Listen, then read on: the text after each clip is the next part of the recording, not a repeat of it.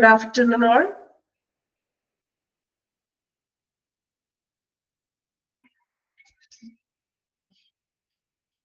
Class start ചെയ്യുകയാണ്. അപ്പോൾ നമ്മൾ ഇന്നലെ കഴിഞ്ഞ ക്ലാസ്സിൽ റേഡിയേഷൻ റേഡിയോളജിയിൽ ഡയഗ്നോസ്റ്റിക് ഏരിയ വരെയാണ് ലാസ്റ്റ് വൺ പറഞ്ഞു നിർത്തിയത്. ഇനി നെക്സ്റ്റ് നോക്കാം റേഡിയേഷൻ പ്രൊട്ടക്ഷൻ. ശ്രദ്ധിക്കാം കേട്ടോ, വായിക്കാം. Radiation protection. Radiation protection, also known as radiological protection. It is defined by the International Atomic Agency, Energy Agency, IAEA. Underline ചെയ്യാം കേട്ടോ. അണ്ടർലൈൻ അവിടെ പറഞ്ഞിട്ടുണ്ട്, ചെയ്തിട്ടുണ്ട് അല്ലെ? എങ്കിലും ഒന്ന് അണ്ടർലൈൻ ചെയ്തേക്കൂ. റേഡിയേഷൻ പ്രൊട്ടക്ഷനെ തന്നെയാണ് നമ്മൾ റേഡിയോളജിക്കൽ പ്രൊട്ടക്ഷൻ എന്ന് വിളിക്കുന്നത്. ഇത് ഡിഫൈൻ ചെയ്തിരിക്കുന്നത് IAEA ആണ്. IAEA എന്ന് വെച്ചാൽ എന്താണ്? International Atomic Energy Agency. എക്സാമിന് ചോദിക്കാറുണ്ട് കേട്ടോ, നോട്ട് ചെയ്ത് വെച്ചേക്കാം. Then ask ഇനി എന്താണ് radiation protection? The protection of people from injuries effect of exposure to ionizing radiation and the means for attaching this. ഈ ionizing radiation എന്ന് പറഞ്ഞാൽ എന്താണ്? Ionizing radiation അതായത് നമ്മൾ എന്താണ് ഹൈ വിത്ത് റേഡിയേഷൻ വിത്ത് എന്താ പറയാ ഒരു വലിയൊരു എനർജിയിൽ, ഗ്രേറ്റ് എനർജിയിൽ നമ്മൾ റേഡിയേഷൻ കൊടുക്കുന്നതാണ് അയണൈസിങ് റേഡിയേഷൻ എന്ന് പറയുന്നത്. സോ റേഡിയേഷൻ പ്രൊട്ടക്ഷൻ എന്ന് പറയുന്നത് നമ്മൾ അയണൈസിങ് റേഡിയേഷൻ വഴി നമ്മൾ കൊടുക്കുന്ന റേഡിയേഷൻ കൊടുക്കുമല്ലോ. സോ ആ ഒരു റേഡിയേഷനിൽ സമ്പർക്കം പുലർത്തുമ്പോൾ അതിൽ ഇഞ്ചുറീസും കാര്യങ്ങളും എന്താ പറയാ ബുദ്ധിമുട്ടുകളൊന്നും വരാത്ത രീതിയില്ല നമ്മൾ പേഷ്യൻസിന് അല്ലെങ്കിൽ നമ്മൾ അത് കൊടുക്കുന്ന ഇൻഡിവിജ്വൽസിന് കൊടുക്കുന്ന പ്രൊട്ടക്ഷനെയാണ് റേഡിയേഷൻ പ്രൊട്ടക്ഷൻ എന്ന് പറയുന്നത്. ഇപ്പോ എക്സ്റേ ഒക്കെ ചെയ്യുമ്പോഴും റേഡിയേഷൻ ഒക്കെ നമ്മൾ എക്സ്റേ ഒക്കെ ചെയ്യുമ്പോൾ നിങ്ങൾക്ക് അറിയാം അല്ലെ, ആ ഒരു വ്യക്തിനെ മാത്രമല്ലേ നമ്മൾ പറഞ്ഞ എക്സ്റേ റൂമിലോട്ട് പ്രവേശനം ഉണ്ടാർക്കെങ്കിലും ഉണ്ടോ? ഇല്ല. ആ ഒരു എക്സ്റേ പ്രൊസീജിയർ ചെയ്യാനായിട്ട് ആ ഒരു വ്യക്തിനെ മാത്രം ആ ഒരു ടൈമിൽ മാത്രം കൂടുതൽ സമയം പോലും അകത്ത് എക്സ്റേ റൂമിൽ പ്രവേശിപ്പിക്കില്ല. അതുപോലെ തന്നെയാണ് ഇവിടെ നമ്മൾ പറഞ്ഞത് റേഡിയേഷൻ ചെയ്യുമ്പോൾ ആ റേഡിയേഷൻ പ്രോസസ്സിൽ ആ ഒരു സമ്പർക്കം പുലർത്തുന്ന പരിക്കുകൾ ആളുകളുടെ സംരക്ഷണം നേടുന്നതിനുള്ള ഒരു മാർഗങ്ങളൊക്കെയാണ് റേഡിയേഷൻ പ്രൊട്ടക്ഷനിലൂടെ പറയുന്നത്. ഇനി റേഡിയേഷൻ പ്രൊട്ടക്ഷന് നമ്മൾ മൂന്നായിട്ട് പറഞ്ഞിരിക്കുകയാണ്, നോക്കാം കേട്ടോ. First one occupational radiation protection. എന്താണ് occupational radiation protection എന്ന് നോക്കാം. Which is the protection of workers in circumstances where their exposure is directly connected with their work. Occupation എന്ന് പറഞ്ഞാൽ അറിയാലോ, വർക്ക്. അതായത് നമ്മുടെ റേഡിയേഷൻ ഡിപ്പാർട്ട്മെന്റിൽ വർക്ക് ചെയ്യുന്ന വർക്കേഴ്സ് ഉണ്ട്. ആ ഒരു സർക്കംസ്റ്റൻസസിൽ വർക്ക് ചെയ്യുന്ന വർക്കേഴ്സ്, ആ തൊഴിലാളികളുടെ അവരുടെ ജോലിയുമായിട്ടുള്ള നേരിട്ട് ബന്ധപ്പെട്ടിരിക്കുന്ന തൊഴിലാളികൾ, അതായത് റേഡിയേഷൻ ചെയ്യുന്ന ആ ഒരു പ്രോസസ്സിൽ റേഡിയോളജി ഡിപ്പാർട്ട്മെന്റിൽ നിൽക്കുന്ന തൊഴിലാളികളുടെ പ്രൊട്ടക്ഷൻ. അതാണ് ആ ഒരു സാഹചര്യങ്ങളിൽ അവരെ സംരക്ഷിക്കുക. അതായത് അവർക്ക് അതിനുള്ള ഇതുപോലെ ഗ്ലൗസോ മാസ്കോ അങ്ങനെയുള്ള കാര്യങ്ങൾ, പേഴ്സണൽ പ്രൊട്ടക്റ്റീവ് എക്യുപ്മെന്റ്സുകളൊക്കെ ഉപയോഗിക്കുക. ഓക്കെ, ഇതാണ് ഒക്യുപേഷണൽ റേഡിയേഷൻ പ്രൊട്ടക്ഷൻ എന്ന് പറയുന്നത്. ആ റേഡിയേഷൻ ഡിപ്പാർട്ട്മെന്റിൽ നിൽക്കുന്ന സ്റ്റാഫുകളുടെ പ്രൊട്ടക്ഷൻ. ഓക്കെ, ഇനി മെഡിക്കൽ റേഡിയേഷൻ പ്രൊട്ടക്ഷൻ. എന്താണ് മെഡിക്കൽ റേഡിയേഷൻ പ്രൊട്ടക്ഷൻ നോക്കാം. Which is the protection of patient exposed to radiation as part of their diagnosis or treatment. Medical radiation protection എന്ന് പറയുന്നത് ഇത് പേഷ്യൻസിന്റെ പ്രൊട്ടക്ഷൻ ആണ് കേട്ടോ. Which is the protection of patients. Exposure എന്ന് പറഞ്ഞാൽ സമ്പർക്കം പുലർത്തുക എന്നുള്ളൊരു മീനിങ് ആണ് കേട്ടോ. ടു റേഡിയേഷൻ, റേഡിയേഷനുമായി സമ്പർക്കം പുലർത്തുന്ന പേഷ്യൻസ്, അതായത് അവരുടെ ഇപ്പോ ട്രീറ്റ്മെന്റിന് വേണ്ടിയോ ഡയഗ്നോസിസിന് വേണ്ടിയോ രോഗനിർണയത്തിന് വേണ്ടിയോ ചികിത്സയ്ക്ക് വേണ്ടിയോ റേഡിയേഷനെ നമ്മൾ വിധേയരാക്കുന്ന പേഷ്യൻസിന്റെ സംരക്ഷണമാണ് മെഡിക്കൽ റേഡിയേഷൻ പ്രൊട്ടക്ഷൻ എന്ന് പറയുന്നത്. ക്ലിയർ ആണോ? ഒക്യുപേഷണൽ റേഡിയേഷൻ പ്രൊട്ടക്ഷൻ എന്ന് പറഞ്ഞാല് റേഡിയേഷനില് റേഡിയോളജിയിൽ വർക്ക് ചെയ്യുന്ന സ്റ്റാഫുകളുടെ പ്രൊട്ടക്ഷൻ. മെഡിക്കൽ റേഡിയേഷൻ പ്രൊട്ടക്ഷൻ എന്ന് പറഞ്ഞിട്ടുണ്ടെങ്കിൽ നമ്മളിപ്പോ ട്രീറ്റ്മെന്റിന് വേണ്ടിയോ അല്ലെങ്കിൽ ഡയഗ്നോസിസിന് വേണ്ടിയോ ഉള്ള പേഷ്യൻസിന്റെ അവരുടെ പ്രൊട്ടക്ഷൻ. ഓക്കെ, ഇനി മൂന്നാമതായിട്ട് പറയുന്നത് public radiation protection. Which is the protection of individual members of public and population in general. Common ആയിട്ട് പൊതുവായിട്ടുള്ള പബ്ലിക്കിന്റെ പ്രൊട്ടക്ഷൻ ആണ് പബ്ലിക് റേഡിയേഷൻ പ്രൊട്ടക്ഷൻ എന്ന് പറയുന്നത്. നമ്മൾ പറഞ്ഞു പബ്ലിക്കിന് വേണ്ടിയിട്ട് അല്ലെങ്കിൽ ഇൻഫെക്ഷൻസോ റേഡിയേഷൻസിന്റെ വികിരണങ്ങൾ പതിക്കാതിരിക്കാനൊക്കെ വേണ്ടിയിട്ടാണ് നമ്മൾ പറഞ്ഞു സെപ്പറേറ്റ് ആയിട്ടുള്ള മറ്റു ഡിപ്പാർട്ട്മെന്റുകളുടെ ഇടയിൽ വെക്കാതെ സെപ്പറേറ്റ് ആയിട്ടാണ് നമ്മൾ റേഡിയേഷൻ ഡിപ്പാർട്ട്മെന്റ് വെക്കുന്നത്. സോ എന്തിനു വേണ്ടിയിട്ടാണ്? നമ്മളുടെ പബ്ലിക്കിന്റെ പ്രൊട്ടക്ഷന് വേണ്ടിയിട്ടാണ് ഇങ്ങനെ സെപ്പറേറ്റ് ചെയ്തുകൊണ്ട് വെക്കുന്നത്. അപ്പോ പബ്ലിക്കിന്റെ പ്രൊട്ടക്ഷൻ ആണ് പബ്ലിക് റേഡിയേഷൻ പ്രൊട്ടക്ഷൻ എന്ന് പറയുന്നത്. മെഡിക്കൽ റേഡിയേഷൻ പ്രൊട്ടക്ഷൻ എന്ന് പറയുന്നത് ആ ഒരു റേഡിയേഷന് വിധേയമാക്കുന്ന പേഷ്യൻസിന്റെ പ്രൊട്ടക്ഷൻ. ഇനി ഓക്യുപേഷണൽ റേഡിയേഷൻ എന്ന് പറയുന്നത് റേഡിയോളജി വിഭാഗത്തിൽ ഏർപ്പെട്ടിരിക്കുന്ന ജോലി ചെയ്യുന്ന വർക്കേഴ്സിന്റെ പ്രൊട്ടക്ഷൻ. മൂന്നും പഠിച്ചോ? ക്ലിയർ ആണോ? 3 ടൈപ്പ് പ്രൊട്ടക്ഷൻ. ഓക്കെ, ജസ്റ്റ് ഒന്ന് വായിച്ചു നോക്കിയേ, പെട്ടെന്ന് വായിക്കാം കേട്ടോ.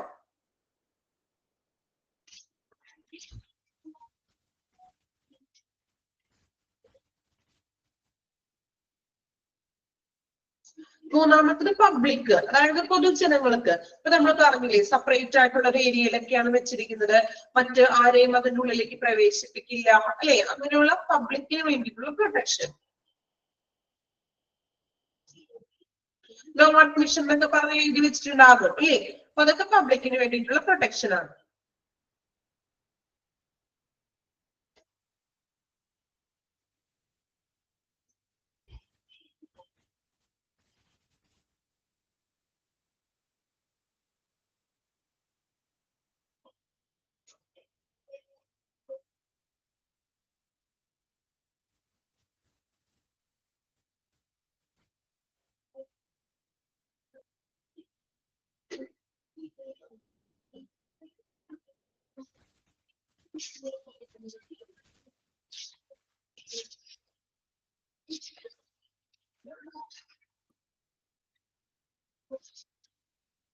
നെക്സ്റ്റ് വൺ നോക്കാം. Measures to be taken for protection. ഇനി പ്രൊട്ടക്ഷന് വേണ്ടി നമ്മൾ എടുക്കുന്ന മെഷേഴ്സുകൾ എന്തൊക്കെയാണ് നമ്മൾ പ്രൊട്ടക്ഷന് വേണ്ടി ചെയ്യുന്നത്? ഫസ്റ്റ് വൺ ഫോർ പേഷ്യന്റ് എന്നാണോ ടെക്സ്റ്റ് ബുക്കിൽ കിടക്കുന്നത് നിങ്ങളുടെ? പേഷ്യന്റ് എന്നാണോ? Okay.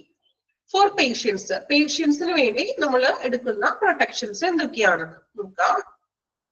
Optimisation of x-ray or CT dose. Public എന്നാണോ? പബ്ലിക് എന്നാണെങ്കിൽ അതൊന്ന് പേഷ്യന്റ് എന്നാക്കാം കേട്ടോ. ചില അതിനകത്ത് വ്യത്യാസം ഉണ്ടെന്ന് തോന്നുന്നു, അല്ലെ? കുഴപ്പമില്ല. ഫോർ പബ്ലിക് എന്നുള്ളത് മാറ്റിയിട്ട് പേഷ്യന്റ് എന്നാക്കാം കേട്ടോ. ഫസ്റ്റ് കിടക്കുന്നത് ഫോർ പേഷ്യന്റ് ആണ്. പബ്ലിക് എന്നാണെങ്കിൽ അതൊന്ന് മാറ്റി പേഷ്യന്റ് ആക്കാം. പെട്ടിയൊന്ന് എഴുതാം കേട്ടോ, പേഷ്യന്റ് എന്ന് എഴുതാം.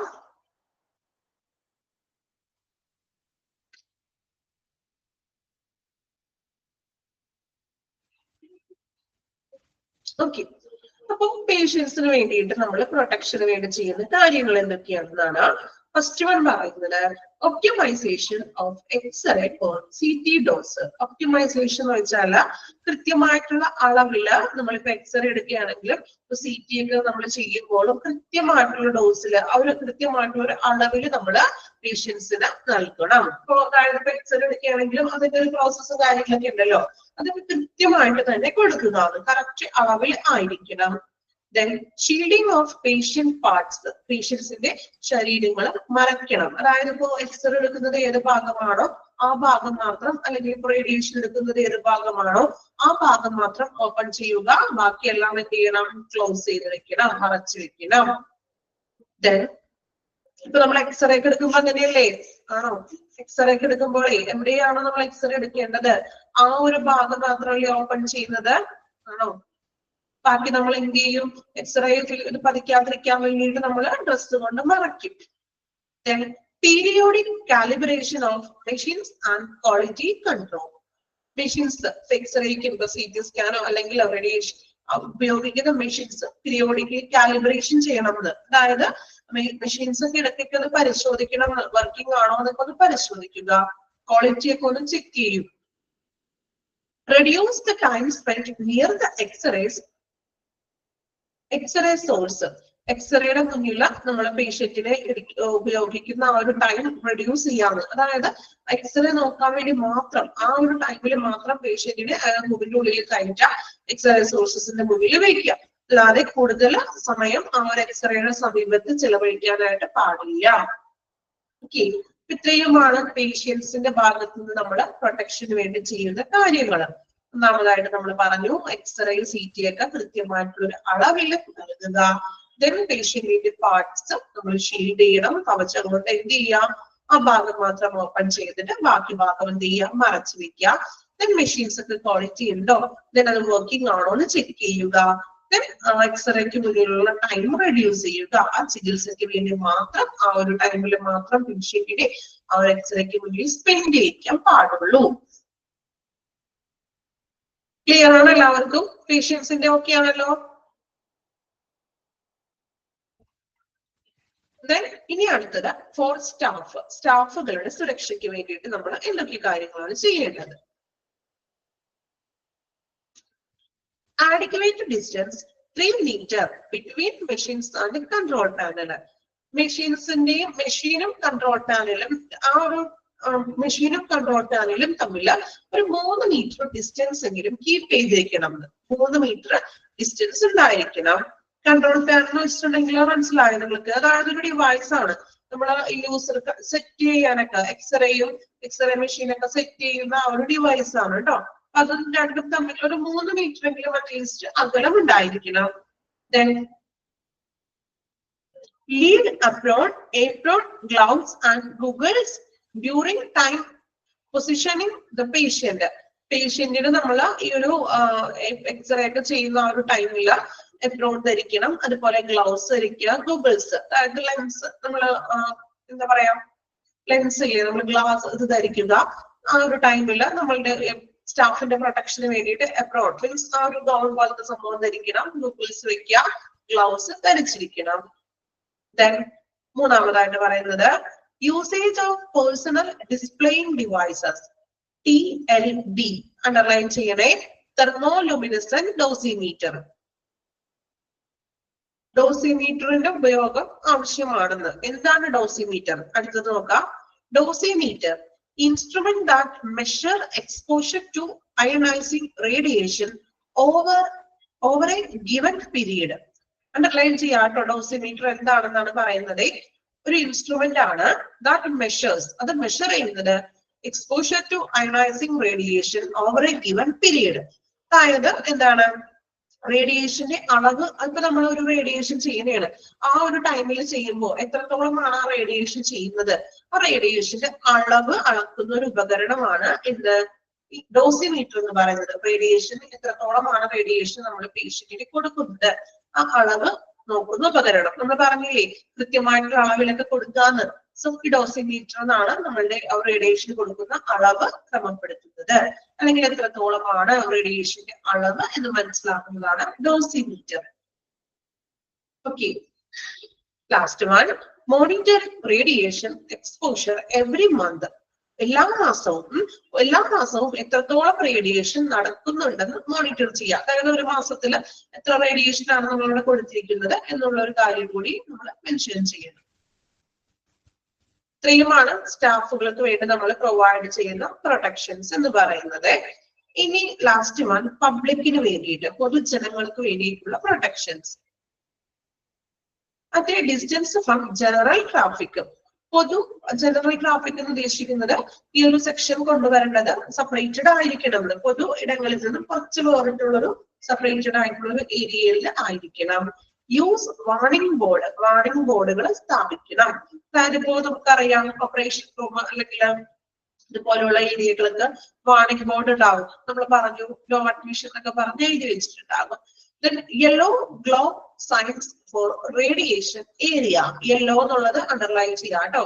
ഈ റേഡിയേഷൻ ഏരിയയിൽ ഒരു യെല്ലോ ഗ്ലോ, ഒരു മഞ്ഞ കളറിലെ തിളക്കമുള്ള ഒരു സൈൻ ബോർഡ് വെച്ചിരിക്കണം റേഡിയേഷൻ ഏരിയയാണ് തിരിച്ചറിയാൻ വേണ്ടിയിട്ട്. Then it is also needed that warning lights are clearly seen and lit when the X-ray machine behind the leaded door is discharging radiation to prevent to prevent unidirectional entry into room without wearing radiation protection.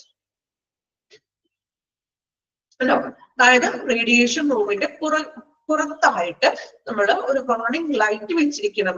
And Litt എന്ന് വെച്ചാൽ അത് തിളങ്ങിയിരിക്കണം, എപ്പോഴും കത്തി നിൽക്കണം, Litt പ്രകാശിച്ചുകൊണ്ട് നിൽക്കണം. എന്തിനു വേണ്ടിയിട്ടാണ്? ആ ഡോറിന്റെ അകത്തേക്ക് കൂടി പ്രിവെന്റ് അൺഇന്റൻഷണൽ എൻട്രി, അതായത് റേഡിയേഷൻ പ്രൊട്ടക്ഷൻ. അതായത് നമ്മൾ നേരത്തെ പറഞ്ഞില്ലേ, ഗ്ലൗസ് ഗൂഗിൾസ് ഒന്നും ധരിക്കാതെ ആരും അതിന്റെ ഉള്ളിൽ പ്രവേശിക്കാൻ പാടില്ല. സോ ഇതൊന്നും ധരിക്കാതെ ഒരാൾ അതിന്റെ ഉള്ളിലോട്ട് പ്രവേശിക്കാതിരിക്കാൻ വേണ്ടിയിട്ട് ആ റേഡിയേഷൻ റൂമിന്റെ ഫ്രണ്ടിലായിട്ട് ഒരു യെല്ലോ ബൾബ് കത്തി നിൽക്കണം, എന്ന് വെച്ചാൽ പ്രകാശിച്ചിരിക്കണം. സംരക്ഷണം ധരിക്കാതെ, നമ്മൾ പേഴ്സണൽ പ്രൊട്ടക്റ്റീവ് ഒന്നും ധരിക്കാതെ അകത്തേക്ക് പ്രവേശിക്കാതിരിക്കാൻ വേണ്ടിയിട്ടാണ് വാതിലിന് മുകളിലായിട്ട് ഒരു ലൈറ്റ് എപ്പോഴും സെറ്റ് ചെയ്ത്, മീൻസ് ഒരു ലൈറ്റ് കത്തിക്കിടക്കണം. ഇതൊക്കെ ഒരു കോഷൻ ബോർഡ് എന്താ കണ്ടോ, ബോർഡ് വെക്കണം. ഹൈ റേഡിയേഷൻ ഏരിയ, യെല്ലോ കളറിൽ നമുക്ക് എവിടെ നിന്ന് നോക്കിയാലും കാണാനായിട്ട് പറ്റുന്ന ഇതുപോലത്തെ ഒരു സൈൻ ബോർഡും നമ്മൾ ഈ റേഡിയേഷൻ ഡിപ്പാർട്ട്മെന്റിന്റെ പുറത്തായിട്ട് സ്ഥാപിക്കണം. ഓക്കെ, ഇത്രയുമാണ് പ്രൊട്ടക്ഷന്റെ ഭാഗത്ത് നിന്ന് നമ്മൾ പഠിച്ച കാര്യങ്ങള്. സ്റ്റാഫിന് വേണ്ടി എന്തൊക്കെ കാര്യങ്ങൾ ചെയ്യണം, പേഷ്യന്റിന്റെ പ്രൊട്ടക്ഷൻ, പബ്ലിക് പ്രൊട്ടക്ഷൻ. ഇതൊന്ന് വായിച്ചു നോക്കി, ടോട്ടൽ ആയിട്ട് വായിക്കണം കേട്ടോ. Measures to be taken for protection.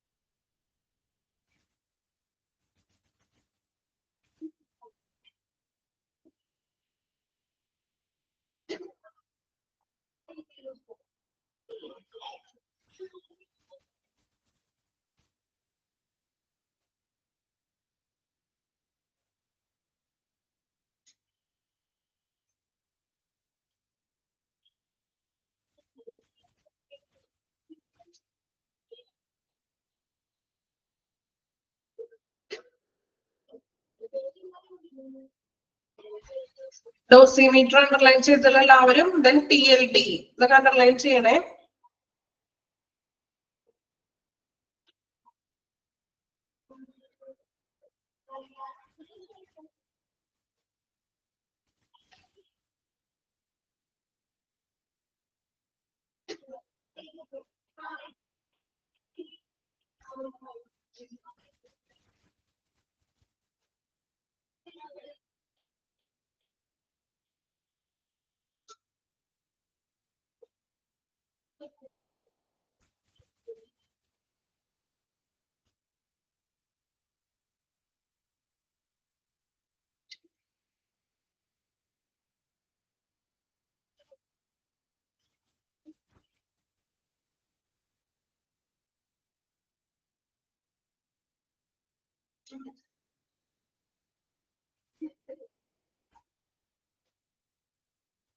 Then next one നോക്കാം.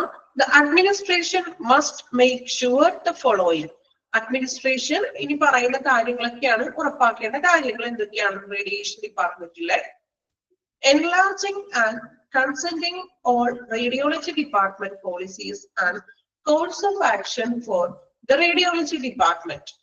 അതായത് റേഡിയോളജി ഡിപ്പാർട്ട്മെന്റിന്റെ നയങ്ങളും അതുപോലെ പ്രൊസീജിയേഴ്സ്, നടപടിക്രമങ്ങളൊക്കെ വിപുലീകരിക്കുകയും അതിനെ അംഗീകരിക്കുകയൊക്കെ ചെയ്യണം. ഇനി എന്തൊക്കെയാണ് നമ്മള് അഡ്മിനിസ്ട്രേഷൻ നടപ്പാക്കേണ്ട കാര്യങ്ങൾ എന്നാണ് നെക്സ്റ്റ് പറയുന്നത്. നോക്കാം. First one, appointment system for what patient should be so planned that inpatient need not have to wait excessively. എന്താണ് പറയുന്നത്? Appointment system for what patient should be so planned that inpatient need not have to wait excessively. അതായത് അധിക നേരം, അതായത് inpatient ആയവർക്ക്, ഇപ്പൊ ഹോസ്പിറ്റലിൽ admit ആയിട്ടുള്ള പേഷ്യൻസിന് ഇപ്പോ അവർ ഓൾറെഡി അവിടെ അഡ്മിറ്റ് ആണ്. സോ അവർ അഡ്മിറ്റ് ആയിട്ട് അതിന്റെ ഇടയിൽ ഡോക്ടർ റേഡിയേഷൻ ചെയ്യാനായിട്ട് പറയുന്ന സാഹചര്യത്തിൽ അങ്ങനെയുള്ള ഇൻപേഷ്യന്റ് ആയിട്ടുള്ള പേഷ്യൻസിനെ അധിക നേരം വെയിറ്റ് ചെയ്ത് നിർത്താൻ പാടില്ല. അവർക്ക് പെട്ടെന്ന് ആ പ്രൊസീജിയർ മീൻസ് പെട്ടെന്ന് ആ ഒരു പ്രൊസീജിയറിനുള്ള ഒരു അവസരം കൊടുക്കണം എന്ന്. അതായത് ഇപ്പൊ ഓൾറെഡി അവിടെ നമ്മൾ അഡ്മിറ്റ് ചെയ്യാതെ തന്നെ വന്നിട്ടുള്ള പേഷ്യൻസുകൾ ഉണ്ടാവും. സോ അതിലും കുറച്ചുകൂടി മുൻഗണന അഡ്മിറ്റ് ആയി അവിടെ കിടക്കുന്ന പേഷ്യന്റിന് കൊടുക്കുക. അവരുടെ വെയിറ്റിംഗ് ടൈം കുറയ്ക്കണം എന്ന്. അധികം നേരം ഓൾറെഡി അവിടെ അഡ്മിറ്റ് ആയിട്ടുള്ള പേഷ്യന്റ് ആണ്. സോ അതിനിടയിലാണ് അവർക്ക് ഈ ഒരു റേഡിയേഷൻ ചെയ്യാനായിട്ട് വരുന്നത്. സോ അപ്പൊ അവർക്ക് അധിക നേരം അവർ വെയിറ്റ് ഇരിക്കാൻ പാടില്ല. അപ്പൊ അവർക്ക് കുറച്ച് പെട്ടെന്ന് തന്നെ പ്രൊസീജിയർ ഒക്കെ കഴിഞ്ഞിട്ട് അവരുടെ റൂമിലേക്ക് കൊണ്ടുപോവുക. ഇതാണ് അവിടെ ഉദ്ദേശിക്കുന്നത്. ക്ലിയർ ആയോ? അപ്പോയിന്റ്മെന്റ് സിസ്റ്റത്തില് നമ്മള് പേഷ്യൻസിന്, ഇൻപേഷ്യന്റ് എന്ന് പറഞ്ഞാൽ അവിടെ ഓൾറെഡി അഡ്മിറ്റ് ആയിട്ടുള്ള പേഷ്യൻസ് ആണെങ്കിൽ അവർക്ക് ഒരു മുൻകൂട്ടി അധിക നേരം വെയിറ്റ് ചെയ്യിക്കാത്ത രീതിയിൽ കാര്യങ്ങൾ പ്രൊസീജിയർ പെട്ടെന്ന് ചെയ്തു കൊടുക്കുക. രണ്ടാമത്തത്, department timings are followed according to the hospital policy. Department timings are followed according to the hospital policy. ഹോസ്പിറ്റലിന്റെ പോളിസിക്ക് അനുസരിച്ചിട്ട് ഓരോ ഡിപ്പാർട്ട്മെന്റും അതിന്റെ സമയമൊക്കെ കൃത്യമായിട്ട് ക്രമീകരിച്ചിരിക്കണം. Non essential waiting time should be avoided. അതായത് അനാവശ്യമായിട്ടുള്ള കാത്തിരിപ്പ് സമയങ്ങളൊക്കെ ഒഴിവാക്കാണ്, മാക്സിമം വെയിറ്റിംഗ് സമയം കുറയ്ക്കാണ്. ഡോക്ടറെ കാണാനെങ്കിൽ പ്രൊസീജിയറിനൊക്കെയുള്ള വെയിറ്റിംഗ് സമയം പരമാവധി കുറയ്ക്കുക. Preventive maintenance of machines and equipment. അവിടെ ഉപയോഗിക്കുന്ന ഉപകരണങ്ങൾ ഇൻഫെക്ഷനും മറ്റും വരാതിരിക്കാനായിട്ട് എന്താണ് മെയിൻ്റനൻസ് ഒക്കെ ഉണ്ടെങ്കിൽ ഇടയ്ക്ക് അറ്റകുറ്റപ്പണികളൊക്കെ ഉണ്ടെങ്കിൽ ചെയ്യുക. Then the radiology department must maintain an effective working relationship with medical staff, the administration, and other hospital departments and services. Radiology ഡിപ്പാർട്ട്മെന്റിൽ വർക്ക് ചെയ്യുന്നവര് അവർ തമ്മിൽ, മെഡിക്കൽ സ്റ്റാഫും അഡ്മിനിസ്ട്രേഷനും ഹോസ്പിറ്റലിലെ മറ്റു ഡിപ്പാർട്ട്മെന്റ് സർവീസുകളും തമ്മിൽ നല്ലൊരു റിലേഷൻഷിപ്പ് മെയിൻറ്റെയിൻ ചെയ്യുക. Then all assessment of the quality and extensions of radiology services. അല്ലേ, റേഡിയോളജി നൽകുന്ന സേവനങ്ങളുടെ ഗുണനിലവാരം കൃത്യതയും വിലയിരുത്തുക. അതായത് അവരുടെ സർവീസ് സേവനങ്ങൾ നല്ലതാണോ എന്നൊക്കെ വിലയിരുത്തണം. All the reports are to be signed by radiologist. ഈ റേഡിയോളജി ഡിപ്പാർട്ട്മെന്റിലെ റിപ്പോർട്ടുകൾ എല്ലാം സൈൻ ചെയ്യുന്നത് റേഡിയോളജിസ്റ്റ് ആയിരിക്കണം. Then there should be well trained and registered radiographers. അവിടെ റേഡിയോളജി ഡിപ്പാർട്ട്മെന്റിൽ വർക്ക് ചെയ്യുന്നത് ട്രെയിനഡ് ആയിട്ടുള്ള, രജിസ്ട്രേഡ് ആയിട്ടുള്ള റേഡിയോഗ്രാഫേഴ്സ് ആയിരിക്കണം. At least one should be available on call all time. ഒരു വ്യക്തി എപ്പോഴും നമ്മളൊരു അത്യാവശ്യത്തിന് അവരെ വിളിക്കുമ്പോൾ കോൾ അറ്റൻഡ് ചെയ്യാനായിട്ട് ഒരാൾ ഡിപ്പാർട്ട്മെന്റിൽ എപ്പോഴും ഉണ്ടായിരിക്കണം. Then last one, the standard and regulations of Atomic Energy Regulatory Board, that is AERB, and the Division of Radiological Protection, Baba Atomic Research Center, BARC, should be clung to. എന്താണ് പറയുന്നത്? അതായത് clung to എന്ന് വെച്ചാൽ ഈ AERBയുടെയും അതുപോലെ തന്നെ ബാബ atomic research സെന്ററിന്റെയും അനുസരിച്ച് അവര് പറയുന്ന കുറച്ച് മെത്തേഡ്സും കാര്യങ്ങളൊക്കെ പറഞ്ഞല്ലോ. സോ ആ ഒരു നിലവാരവും നിയന്ത്രണങ്ങളൊക്കെ അനുസരിച്ചിട്ട് വേണം എന്താണ് നമ്മൾ ഈ ഒരു റേഡിയേഷൻ സെന്ററുകളും റിസർച്ച് സെന്ററുകളൊക്കെ പ്രവർത്തിക്കുവാൻ. അവർ കുറച്ച് മാനദണ്ഡങ്ങളും കാര്യങ്ങളൊക്കെ പറയുന്നുണ്ടേ, അതനുസരിച്ചിട്ട് വേണം നമ്മൾ പ്രവർത്തിക്കുവാൻ. ഇത്രയും കാര്യങ്ങളാണ് ഒരു ഹോസ്പിറ്റലില് റേഡിയേഷൻ വിഭാഗത്തില് അഡ്മിനിസ്ട്രേഷൻ ഉറപ്പ് നൽകേണ്ട കാര്യങ്ങൾ.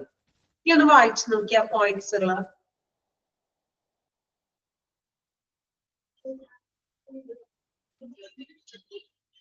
പോയിന്റ്സ് ഒന്ന് വായിക്കാം കേട്ടോ.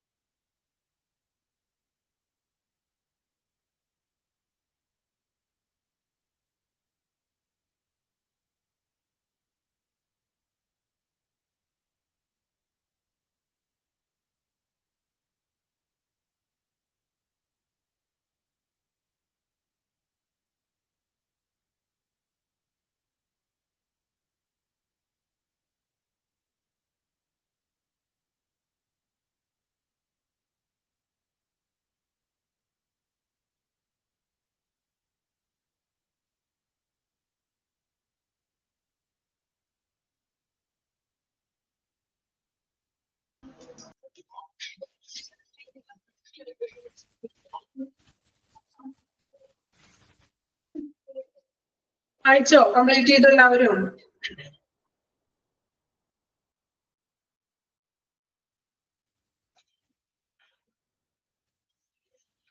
ഓക്കെ, നമ്മളുടെ റേഡിയോളജി ഡിപ്പാർട്ട്മെന്റ് എന്ന് പറഞ്ഞൊരു ചാപ്റ്റർ കംപ്ലീറ്റ് ആയിട്ടുണ്ട്.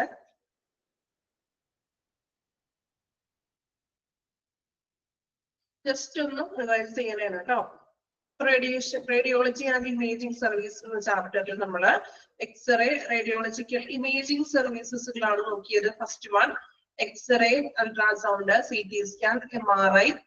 Then നമ്മൾ ക്ലാസിഫിക്കേഷൻ ഓഫ് റേഡിയോളജിന് diagnostic radiology, interventional radiation oncology എന്ന് തിരിക്കുന്നു. then അതിൽ വന്നിട്ടുള്ള കാര്യങ്ങൾ ഇമ്പോർട്ടന്റ് ആണ്. then ലൊക്കേഷൻ ആണ് നമ്മൾ അടുത്തത് നോക്കിയത്. ലൊക്കേഷൻ നമ്മൾ പഠിച്ചു, ഐഡിയലി ഓൺ ഗ്രൗണ്ട് ഫ്ലോർ ആയിരിക്കും. then റേഡിയേഷൻ റിസ്കുകളാണ് നോക്കിയത്. സെർവർ ഇഫക്റ്റ്, സെറിബ്രലിന് ബാധിക്കുന്നത്, ഗ്യാസ്ട്രിക് പരമായിട്ടുള്ളത്, ബ്ലഡ് റിലേറ്റഡ് ആയിട്ടുള്ളത്, അതുപോലെ ക്രോണിക് ഇഫക്റ്റിൽ വരുന്ന കാര്യങ്ങൾ നോക്കാം. then regulatory body, AERB full form പഠിക്കണം. പിന്നെ ഡയഗ്നോസ്റ്റിക് ഏരിയയിൽ നമ്മൾ പഠിച്ചു, PARC നോക്കി വെക്കുക ഫുൾ ഫോം. then നമ്മൾ ഇന്ന് പഠിച്ചതില് IAEA International Atomic Energy Agency full ഫോമുകളൊക്കെ ഇമ്പോർട്ടന്റ് ആണ് കേട്ടോ. പിന്നെ നമ്മൾ നോക്കിയത് പ്രൊട്ടക്ഷന് വേണ്ടിയിട്ടുള്ളതാണ്, പബ്ലിക്കിനും സ്റ്റാഫിനും പേഷ്യന്റിനുള്ള പ്രൊട്ടക്ഷൻ. ലാസ്റ്റ് വൺ നമ്മൾ പഠിച്ചു അഡ്മിനിസ്ട്രേഷൻ, ഉറപ്പ് നൽകേണ്ട കാര്യങ്ങൾ. ഇത്രയൊക്കെയാണ് ഈ ഒരു ചാപ്റ്ററിലൂടെ നമ്മൾ പഠിച്ചത്. അപ്പൊ നമ്മളുടെ ഫസ്റ്റ് ആൻഡ് സെക്കൻഡ് മൊഡ്യൂളില് ഞാൻ എടുക്കുന്ന പോർഷൻസ് കംപ്ലീറ്റ് ആയിട്ടുണ്ട്. ഇനിയിപ്പോ ഫസ്റ്റ് സെക്കൻഡ് മൊഡ്യൂളിൽ എല്ലാ ചാപ്റ്റേഴ്സും കംപ്ലീറ്റ് ആയോ? ഏതെങ്കിലും വിട്ടുപോയിട്ടുണ്ടോ ചാപ്റ്റേഴ്സുകള്? ഇനിയിപ്പോ അശ്വതി മാം എടുത്തുകൊണ്ടിരിക്കുന്ന ലേബർ റൂമിന്റെ കുറച്ച് ഭാഗം മാത്രമല്ലേ കംപ്ലീറ്റ് ആകാനുള്ളൂ, ആണോ? ബാക്കി ഫസ്റ്റ് ആൻഡ് സെക്കൻഡ് മൊഡ്യൂള് നമ്മൾ എല്ലാ ചാപ്റ്റേഴ്സും കവർ ചെയ്തിട്ടുണ്ടല്ലോ. ഓക്കെ ആണോ എല്ലാവരും?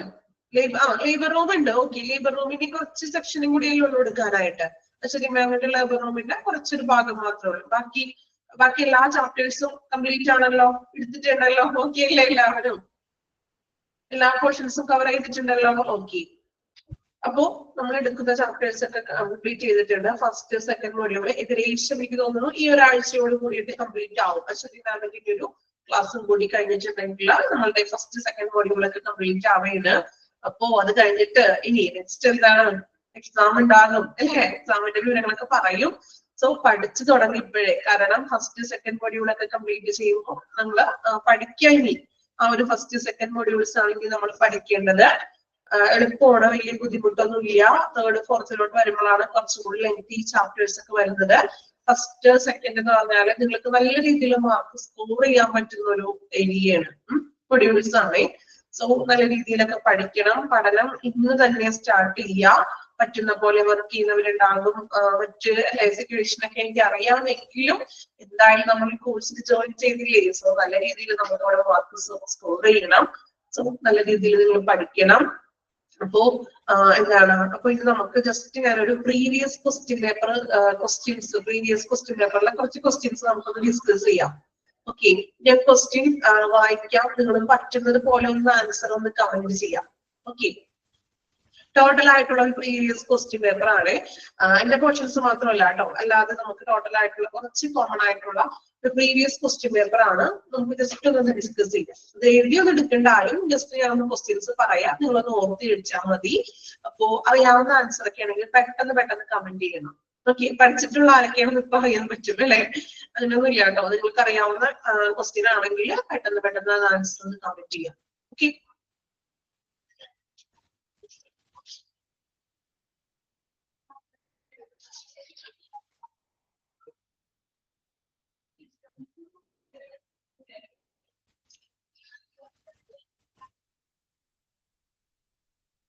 ക്വസ്റ്റ്യൻ ഞാൻ പറയാം കേട്ടോ. അപ്പൊ നിങ്ങളൊന്ന് ശ്രദ്ധിക്കുക. ക്വസ്റ്റ്യൻ ഞാൻ പറയുമ്പോൾ നിങ്ങളത് അറിയാമെങ്കിൽ ഒന്ന് ആൻസർ ചെയ്യുക. പറ്റുന്നവർ വേണമെങ്കിൽ ചെറുതായിട്ട് നിങ്ങൾ നോട്ട്ബുക്കിൽ നോട്ട് ചെയ്ത് വെച്ചോളൂ. നോട്ടായിട്ടൊന്നും എഴുതണ്ട. ഇനി ഇപ്പൊ മേബി ആർക്കെങ്കിലും ആവശ്യമുണ്ടെങ്കിൽ നിങ്ങൾ നോട്ട് ചെയ്ത് വെക്കാം. ജസ്റ്റ് ഒന്ന് ആൻസർ പറഞ്ഞാൽ മതി നിങ്ങള്. ക്വസ്റ്റ്യൻ ഞാൻ പറയാം. Who is the father of medicine? Who is the father of medicine? ആർക്കും ഓർമ്മയില്ല? Father of medicine Hippocrates. Okay, ഒരാൾക്ക് ഓർമ്മയുള്ളൂ. ഓക്കെ, കണ്ടോ, പഠിക്കണോട്ടോ നിങ്ങൾ. പഠിച്ചു തുടങ്ങിയിട്ടില്ലെന്ന് എനിക്ക് അറിയാമെങ്കിലും ഞാൻ ജസ്റ്റ് ഒന്ന് ക്വസ്റ്റ്യൻസ് പറയാനേ. Then next one നോക്കാം. In which period Unani medicine was introduced? ഏത് പീരീഡിലാണ് യുനാനി മെഡിസിൻ ഇൻട്രൊഡ്യൂസ് ചെയ്തത്? In which period Unani medicine was introduced? Option വേണോ? ഓപ്ഷൻ വേണോ? യുനാനി മെഡിസിൻ ഓപ്ഷൻ പറയാം, നോക്കാട്ടോ.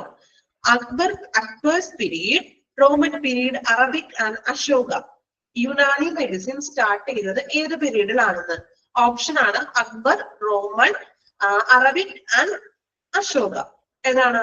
ഓപ്ഷൻ എ ആണോ? യെസ്, അക്ബർ പീരീഡിലാണ് യുനാനി മെഡിസിൻ എന്ത് ചെയ്തത്? ഇൻട്രൊഡ്യൂസ് ചെയ്തിരിക്കുന്നത്. ഓക്കെ, നെക്സ്റ്റ് വൺ നോക്കാം.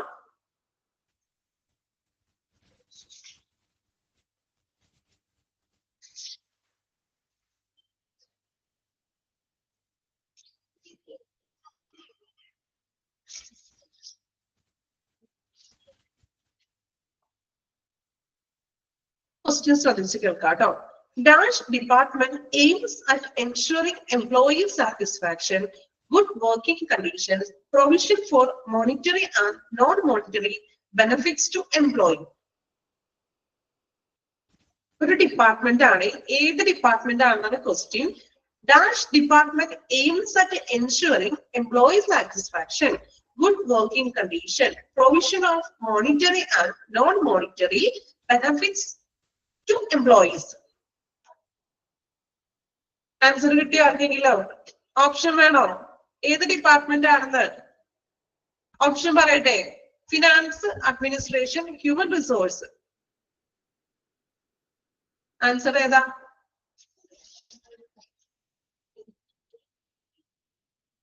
ഹ്യൂമൻ റിസോഴ്സ് ആണ് കേട്ടോ ആൻസർ.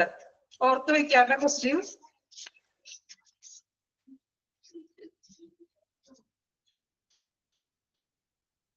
Then next one നോക്കാം. ANC stand for. ANC full form ആണ്. ANC യുടെ full form അറിയാലോ, പെട്ടെന്ന് പറഞ്ഞോളൂ. ANC. ANC full form എന്തായിരുന്നു? ANC യുടെ ആർക്കും അറിയില്ല? ANC antenatal care. Okay, then next one നോക്കാം.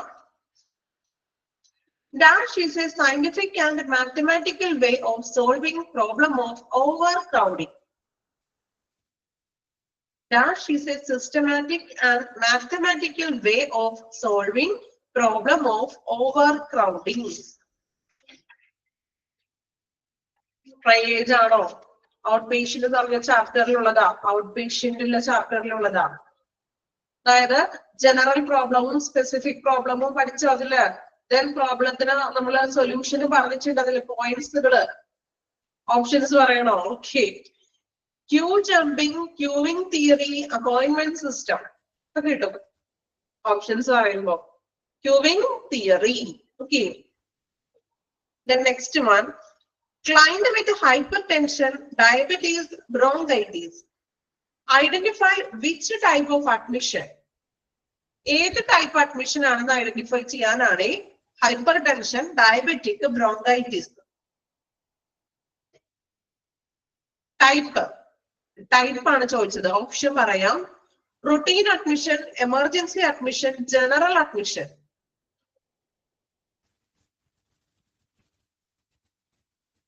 ഏതാണ്? റൊട്ടീൻ അല്ലെ? എമർജൻസി ആയിട്ടുള്ള കേസുകളാണ് emergency admission. Heart attack, poisoning, ഇതൊക്കെയാണ് എമർജൻസി അഡ്മിഷനിൽ വരുന്നത്. റൊട്ടീനിൽ സാധാരണയായിട്ട് വരുന്ന അഡ്മിഷനുകളാണ് ഡയബറ്റിക്, ഹൈപ്പർ ടെൻഷൻ ഒക്കെ. കേട്ടോ, നന്നായിട്ട് പഠിക്കുന്നോണ്ട് നിങ്ങള് അറ്റൻഡ് ചെയ്യാൻ പറ്റുന്നില്ലല്ലോ. പഠിക്കാനിട്ടാണോ? സാറില്ല, പഠിക്കാം. ദെൻ നെക്സ്റ്റ് വൺ നോക്കാം. Dash means allowing a client to stay in the hospital for observation, investigation and treatment of diseases he is suffering from. ഒരു പ്രാവശ്യം കൂടി വായിക്കാം. Dash means allowing a client to stay in the hospital for observation, investigation and treatment of diseases he is suffering from. Inpatient ആണ്. Inpatient first പറയുന്ന ഒരു definition ആണത്. Inpatient ആണെന്ന് മനസ്സിലായി, അതിൽ പറയുന്ന ഫസ്റ്റ് ഡെഫിനിഷൻ ആണ്. ഓപ്ഷൻ പറയട്ടെ? ഓപ്ഷൻ പറയുമ്പോൾ കുറച്ചും കൂടി മനസ്സിലാവും. Discharge, transfer, admission. Yes, admission ആണ് അതിന്റെ കറക്റ്റ് ആൻസർ കേട്ടോ.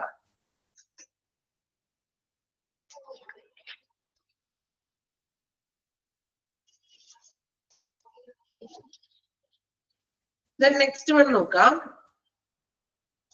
Who work as an intermediary between healthcare providers and patient.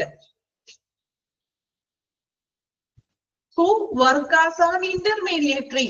Healthcare providers-നും patients-നും ഇടയിലുള്ള intermediary ആയിട്ട് പ്രവർത്തിക്കുന്ന വ്യക്തി. ഓപ്ഷൻ വേണോ? നോക്കാം. Registered nurse, patient relation officer, patient care executive. ഇന്റർമീഡിയേറ്ററി ആയിട്ട് പ്രവർത്തിക്കുന്നത്. ഇതും എനിക്ക് തോന്നുന്നു ഇൻപേഷ്യന്റിലല്ലേ വരുന്നത്. സോറി, ഔട്ട് പേഷ്യന്റ് ഡിപ്പാർട്ട്മെന്റ് പറഞ്ഞ ചാപ്റ്ററിലാണ്. Yes, option B patient relation officer. അപ്പൊ ഏഴില് തന്നെയുണ്ട് റിലേഷൻസ് കീപ്പ് ചെയ്യുന്ന വ്യക്തി. ഓക്കെ, മറന്നു പോകരുത് കേട്ടോ അത്.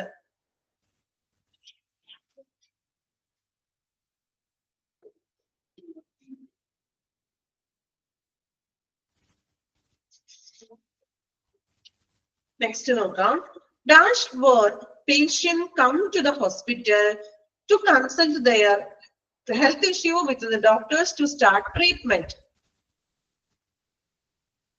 Dash word ഒരു ഡിപ്പാർട്ട്മെന്റ് ആണ്. Dash word patient come to the hospital to consult their health issues with the doctor to start treatment. Options പറയാം. IPD, OPD, ward, ICU. Patients വരുന്നു, ട്രീറ്റ്മെന്റ് എടുക്കുന്നു. Yes, out patient department.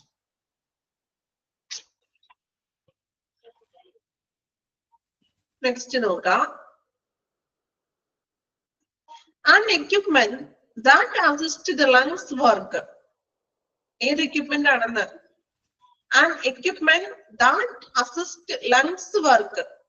Ventilator അല്ലെ? Ventilator എന്ന് പറഞ്ഞ ചാപ്റ്ററിൽ ഉള്ളത് ventilator ആണ് ലങ്സിനെ അസിസ്റ്റ് ചെയ്യുന്ന ഡിവൈസ്. ഇനി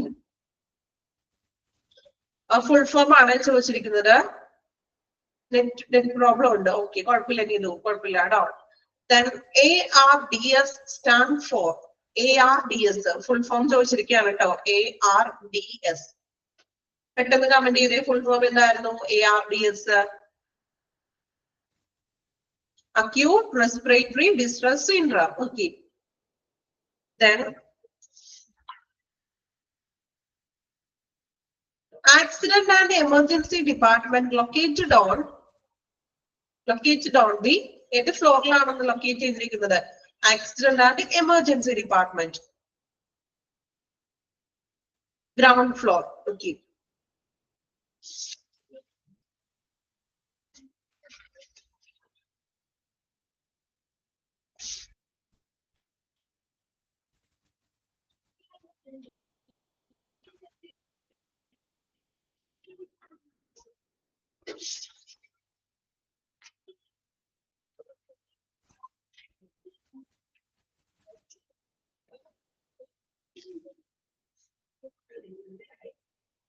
what is the meaning of custom? Custom ന്റെ മീനിങ് എന്താണ്? What is the meaning of custom? കേട്ടിട്ടില്ല ആരും? കസ്റ്റമിന്റെ മീനിങ് എന്താണ്?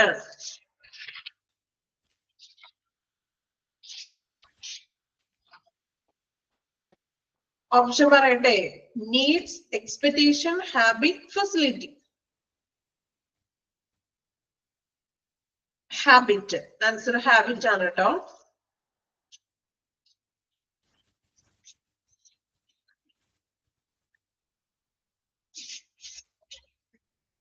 Then നോക്കാം. Which blood cell helps in blood clotting? Blood clot ചെയ്യാനായിട്ട് ഹെൽപ്പ് ചെയ്യുന്ന ബ്ലഡ് സെൽ ഏതാണ്? കോമൺ ആയിട്ട് നിങ്ങൾക്ക് അറിയാവുന്ന ക്വസ്റ്റ്യൻ ആണല്ലോ. ഏത് ബ്ലഡ് സെല്ലാണ് ബ്ലഡ് ക്ലോട്ട് ചെയ്യാനായിട്ട് ഹെൽപ്പ് ചെയ്യുന്നത്? ഓപ്ഷൻ പറയാം, ശ്രദ്ധിക്കാം. RBC, platelets, WBC, plasma. Blood ക്ലോട്ടിങ്ങിന് വേണ്ടിയിട്ടുള്ളതാണ് ക്ലോട്ട് ചെയ്യുന്നത്. RBC, platelet, WBC, plasma. Answer കിട്ടിയിട്ടില്ല കേട്ടോ. യെസ്, സോറി, ആൻസർ ഏതായിരുന്നു? പ്ലേറ്റ്ലെറ്റ്സ് ആണ് കേട്ടോ ആൻസർ. പ്ലേറ്റ്ലെറ്റ്സ് ആണ് ബ്ലഡ് ക്ലോട്ട് ചെയ്യുന്നത്. Okay, then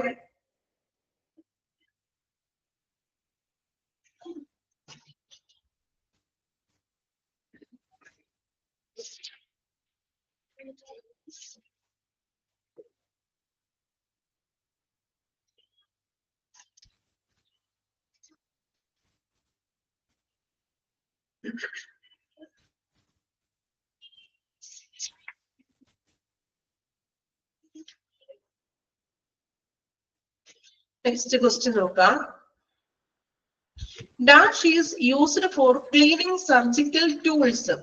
surgical tools clean ചെയ്യാനായിട്ട് ഉപയോഗിക്കുന്നത്.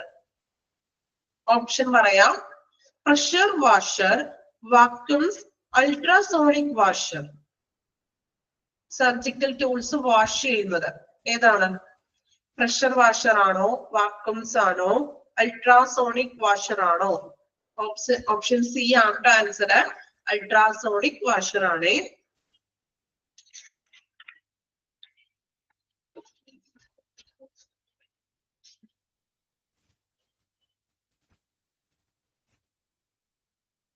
The scientific name of WBC. WBC യുടെ scientific name എന്താണ്? The scientific name of WBC. അറിയോ? WBC യുടെ scientific. ഓപ്ഷൻ പറയാട്ടോ. ത്രോംബോസൈറ്റ് അല്ല, ത്രോംബോ അല്ല കേട്ടോ, ത്രോംബോ അല്ല. യെസ്, ലൂക്കോസൈറ്റ്സ് ആണ് കേട്ടോ, ലൂക്കോസൈറ്റ്സ് ആണ്. ത്രോംബോ അല്ല, ലൂക്കോസൈറ്റ്സ് ആണ്. ഇനി നെക്സ്റ്റ് ക്വസ്റ്റ്യൻ നോക്കാം. Radiology department ideally on the ഏത് ഫ്ലോറിലാണ് റേഡിയോളജി ഡിപ്പാർട്ട്മെന്റ്? നമ്മളിപ്പോ പഠിച്ച കാര്യമാണ് കേട്ടോ. Radiology department is ideally on the ground floor കേട്ടോ. ക്വസ്റ്റ്യൻ കണ്ടോ പ്രീവിയസിൽ വന്നിരിക്കുന്നത്. Then the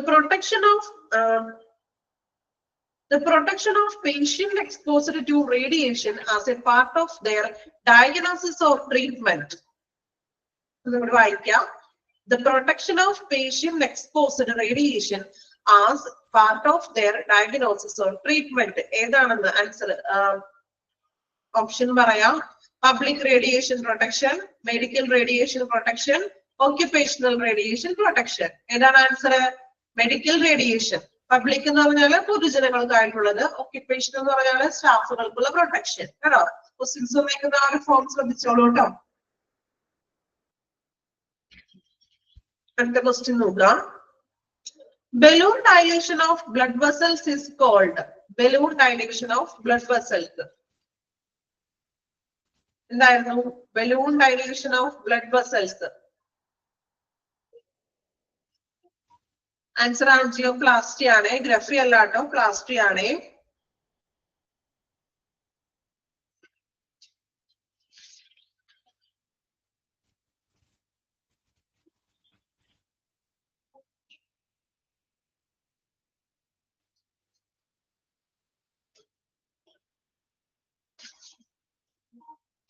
നെക്സ്റ്റ് വൺ നോക്കാം. Dash is used to check amount of oxygen in the blood. ബ്ലഡിലെ ഓക്സിജൻ അളക്കുന്ന ഉപകരണം ഏത്? ബ്ലഡിൽ എത്രത്തോളം ഓക്സിജൻ ഉണ്ട് എന്ന് നമ്മൾ അളക്കുന്ന ഒരു ഡിവൈസിന്റെ പേര് അറിയാമോ? Dash is used to check the amount of oxygen level in the blood. Option വേണോ?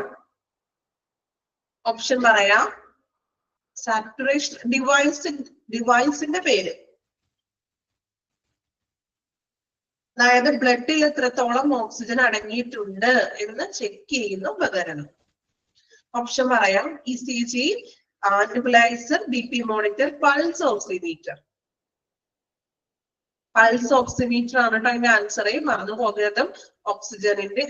നമ്മളുടെ ബ്ലഡിലെ ഓക്സിജന്റെ അളവ് എത്രത്തോളം ഉണ്ടെന്ന് അളക്കുന്ന ഉപകരണമാണ് pulse oximeter. Okay. Then next one നോക്കാം. In which of the following ambulance services may be given free of charge to patient use the hospital service? Ambulance la question ആണ് ട്ടോ അത്. നമ്മൾ പഠിച്ചു കഴിഞ്ഞതാണ്. ഒന്നും കൂടി വായിക്കാം.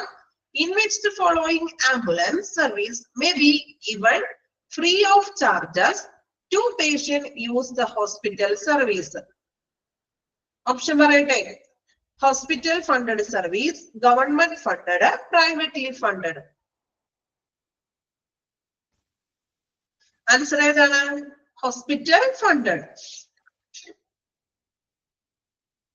The next question നോക്കാം. Study of disease is called. രോഗങ്ങളെ കുറിച്ചുള്ള പഠനത്തെ പറയുന്ന പേര്. ആ ഒരു ശാഖ, പഠനശാഖ. Study of diseases is called pathology.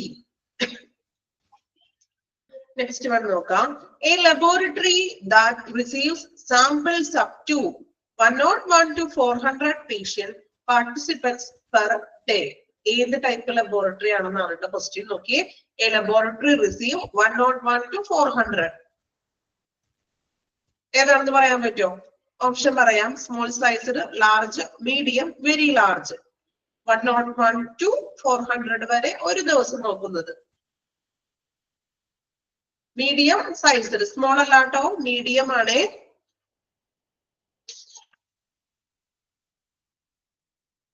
ഇനി LIS stand for. LIS full form ആണ് ചോദിച്ചിരിക്കുന്നത്. LIS ന്റെ ഫുൾ ഫോം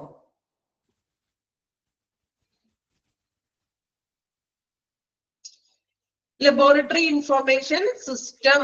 Okay. ഇനി അടുത്തത് നോക്കാം. Dead bodies that are not claimed are kept in mortuary for. Claim ചെയ്യാത്ത ഡെഡ് ബോഡീസ് എത്ര ടൈമാണ് മോർച്ചറിയിൽ സൂക്ഷിക്കുന്നത്? എത്ര മണിക്കൂറാണെന്ന്? എത്ര മണിക്കൂറാണ് ഓർക്കണുണ്ടോ? മോർച്ചറി എന്ന് പറഞ്ഞ ചാപ്റ്ററിൽ മെൻഷൻ ചെയ്തിട്ടുണ്ട്. യെസ്, 72. 74 അല്ല, 72 hours ആണ് കേട്ടോ.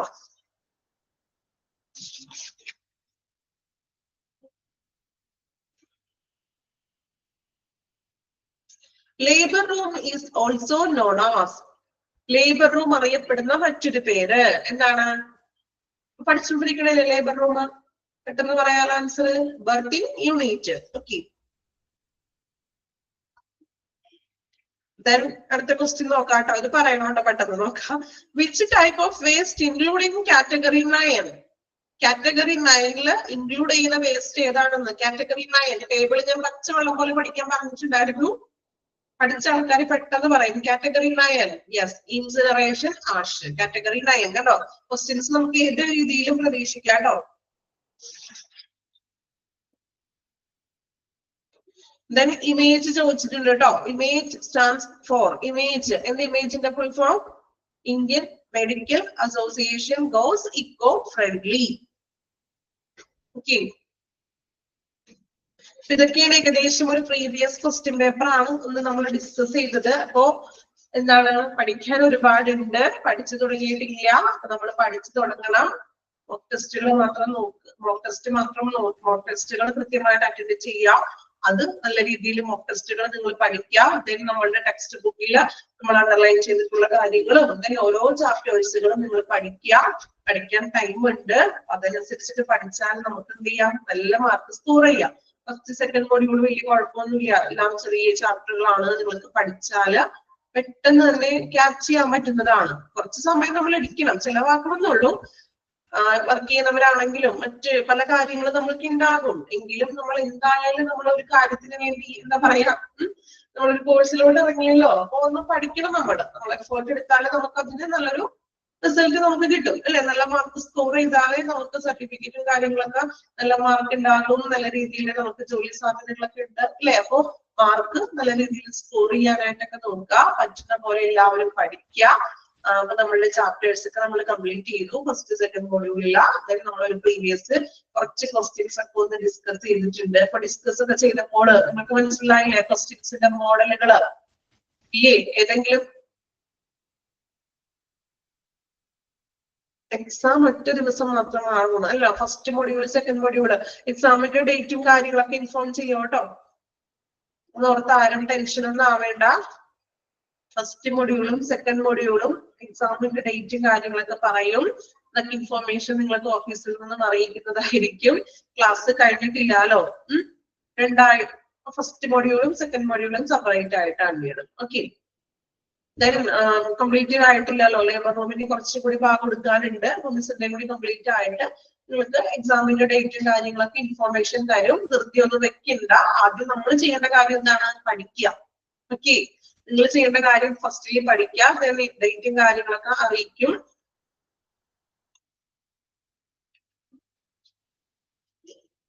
സോ ഇപ്പൊ നമ്മൾ ഇനി ചിലപ്പോ എക്സാമിന് കഴിഞ്ഞിട്ടായിരിക്കും കാണുന്നത് കേട്ടോ.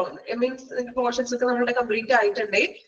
സോ ഇനിയിപ്പോ അശ്വതി മാമിന്റെ ലേബർ റൂമിന്റെ ബാക്കി ക്ലാസ്സുകൾ നെക്സ്റ്റ് അടുത്ത ഡേയിലൊക്കെ ഉണ്ടാകും. ഇനി എന്റെ ക്ലാസ് ചിലപ്പോ ഇനി എക്സാം ഒക്കെ കഴിഞ്ഞിട്ട് നമുക്ക് അടുത്ത മൊഡ്യൂളുകൾ നമ്മളായിരിക്കും. സോ എന്ത് ചെയ്യാ? നന്നായിട്ടൊക്കെ പഠിക്കുക.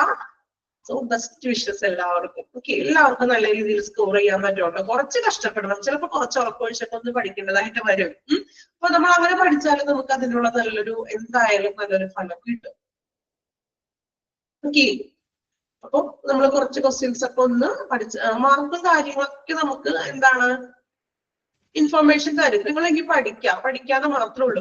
വേറെ നിങ്ങൾക്ക് എക്സ്ട്രാ പുറത്തുനിന്ന് ഒരു ക്വസ്റ്റ്യനും വരില്ല. നിങ്ങളുടെ ടെക്സ്റ്റ് ബുക്കിലുള്ളതും നമ്മൾ മോക്ക് ടെസ്റ്റ് ഒക്കെ ചോദിച്ചിട്ടുള്ള ക്വസ്റ്റ്യൻസ് ഒക്കെ പഠിച്ചു വെക്കാം. പുറത്തുനിന്നായിട്ട് ജനറൽ ക്വസ്റ്റ്യൻസ് അങ്ങനെ ഒന്നുമില്ല. എളുപ്പമായിരിക്കും എക്സാം. പേടിക്കൊന്നും വേണ്ട കേട്ടോ. നല്ല രീതിയിലൊക്കെ പഠിക്കുക, നല്ല മാർക്ക് സ്കോർ ചെയ്യാം. Okay, thank you all.